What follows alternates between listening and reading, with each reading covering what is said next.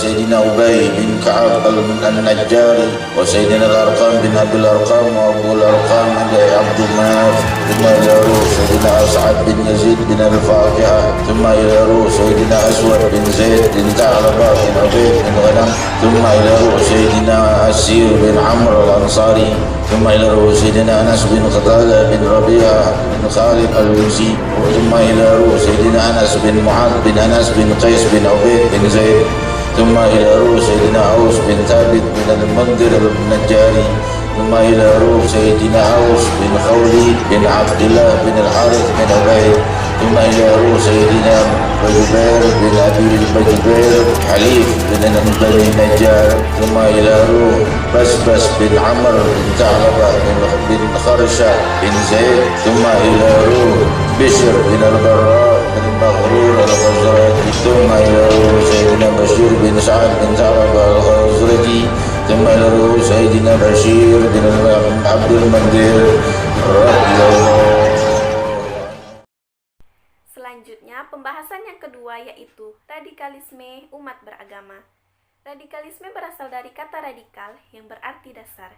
Secara istilah, Radikalisme berarti pembaruan atau perubahan sosial dan politik secara drastis atau sikap ekstrim suatu kelompok yang menginginkan pembaruan atau perubahan sosial dan politik secara drastis. Dengan demikian, radikalisme umat beragama berarti paham yang menginginkan pembaruan atau perubahan sosial dan politik secara drastis dengan sikap yang ekstrim.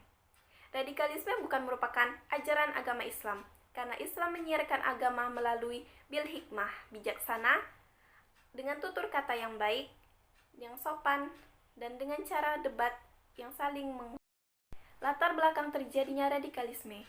Pengertian seseorang terhadap agama yang tidak tepat, penyalahgunaan agama, pemahaman agama yang sempit dan kaku, penyalahgunaan simbol-simbol agama. Agama digunakan sebagai pembenar tanpa mengakui eksistensi agama lain. Adanya penindasan, ketidakadilan, dan marginalisasi sehingga melahirkan gerakan perlawanan. Ciri-ciri kaum radikal. Yang pertama, fanatik terhadap pendapatnya sendiri sehingga tidak menghargai pendapat orang lain. Yang kedua, berlaku kasar bukan pada tempatnya, seperti kasar kepada orang-orang yang meninggalkan perkara sunnah seakan-akan itu perkara wajib. Yang ketiga, tidak menghargai orang lain dan menganggap mereka pesimis. Yang keempat, belajar agama bukan kepada para ulama yang terpercaya.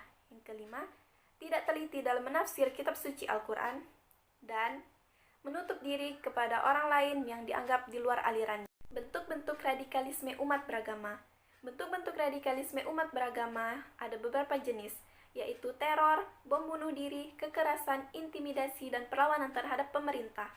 Seperti yang terjadi di Indonesia, bom yang ada di Legian Bali dan pengeboman Hotel JW Marriott di Jakarta yang menyebabkan ratusan nyawa melayang karena terorisme. Dampak dari radikalisme.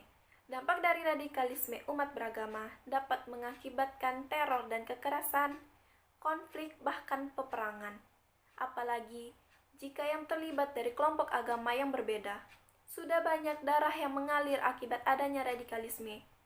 Nyawa, harta benda pun melayang. Banyak istri yang kehilangan suami, anak-anak yang kehilangan orang tua, bahkan orang-orang yang kehilangan rumah mereka. Dari sisi psikis, banyak orang yang merasa resah dan ketakutan, bahkan mereka tidak mempercayai lagi penguasa. Upaya-upaya penanggulangan radikalisme. Hal yang pertama yang perlu dilakukan adalah memahami ilmu, bukan saja ilmu pengetahuan, tetapi ilmu sikap, perilaku, dan kepercayaan kepada Tuhan. Memahami ilmu agama lebih benar lagi dan lebih baik lagi. Yang kedua, mengurangi adanya kesenjangan sosial, karena kesenjangan sosial dapat mengakibatkan adanya radikalisme. Maka dari itu, haruslah diminimalisirkan kesenjangan sosial. Menjaga persatuan dan kesatuan juga dapat mencegah adanya paham dan gerakan-gerakan radikalisme seperti yang ada di Indonesia, yaitu kita harus memahami dan mengerti arti-arti dalam Pancasila agar kita dapat memahami yang mana yang benar dan mana yang buruk.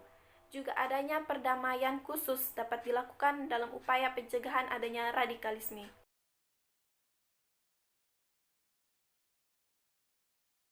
Bahasan materi yang terakhir, yaitu mengenai Islam moderat.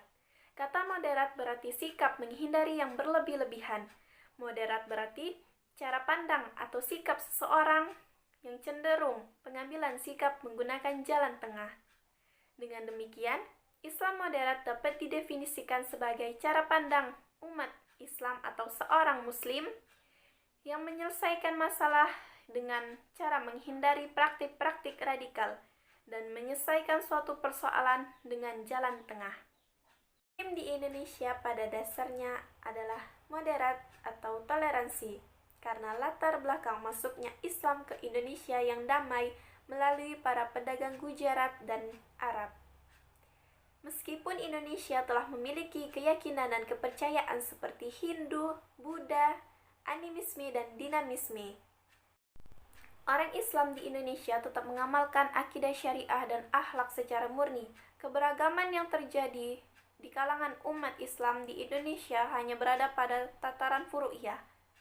Di Indonesia, umat Islam yang merupakan populasi mayoritas itu kaya dengan khazanah tradisi dan budaya, memiliki banyak intuisi sosial, budaya, ekonomi, politik, keamanan, pendidikan, dan kesehatan. Contohnya adalah Nahdlatul Ulama dan Muhammadiyah. Islam dengan kemoderatannya berbicara bahwasannya Allah memuliakan semua anak manusia tanpa membedakan suku, bangsa, bahasa, dan agama. Kemuliaan manusia ditentukan dari ketakwaannya, bukan dari realitas sosial. Bagaimana kita bisa menjadikan dan menegakkan keadilan? Kita harus menggabungkan antara kebenaran dan keadilan. Islam yang moderat menggabungkan antara kebenaran dan keadilan. Inilah Islam moderat yang kita hadapi di era globalisasi ini. Jadi, inti, keseluruhan, atau kesimpulan dari materi yang ada, yaitu materi mengenai jihad, radikalisme umat beragama, dan Islam moderat. Jihad berarti melakukan yang terbaik untuk menegakkan hukum Allah, membangun serta menyebarkannya.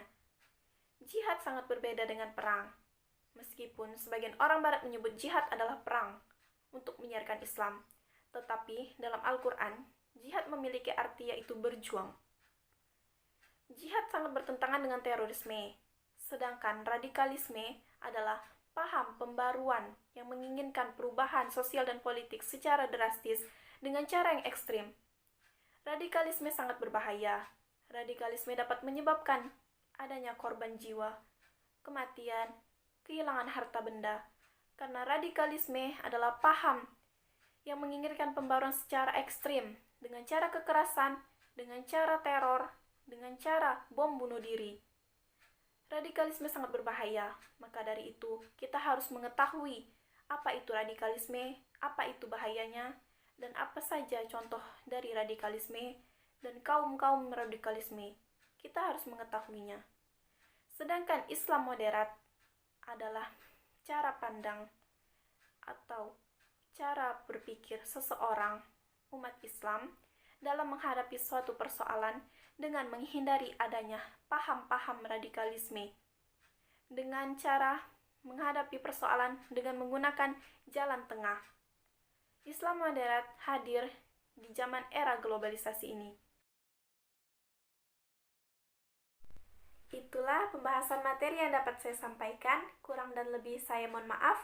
Terima kasih telah menonton. Semoga bermanfaat. Saya akhiri. Wabillahi taufiq wal hidayah. Wassalamualaikum warahmatullahi wabarakatuh.